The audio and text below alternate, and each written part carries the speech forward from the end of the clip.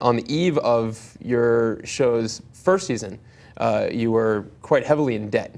Yes. You were 57 grand in debt? Yeah, but now I'm almost all the way out. Wow. Yeah, I just have my little student loans left, which you can leave those on. You Yeah. don't have to pay those back.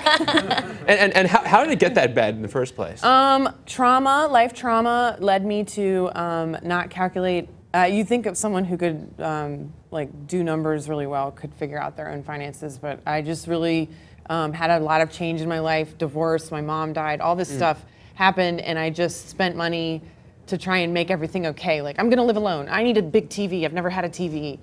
You know, stuff like that, and it just kind of spiraled out of control. And I had a new job at Fallon, which was amazing, but it didn't pay me that much, and I didn't do the math on like what was this whole new life gonna cost me. And has the experience since then with the success with your show and being able to dig out of debt, has that given you a sense of everything is going to work out, or like what's your sense from that?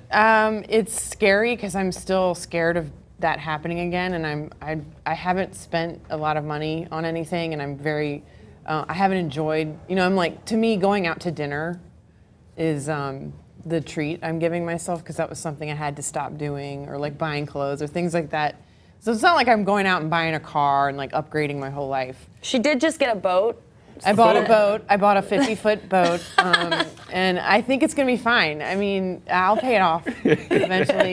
Like, there's a character in Veep. Have you guys watched Veep at all? There's a guy who bought a boat and he's trying to dig out of a $100,000 investment. Yeah. Oh, right. Yeah. But you're. So I've learned a lot. I'm back on track. No, I am being very lean right now. Just, you know, now I've learned everything I've been through. I've learned that, you know, everything can change very quickly.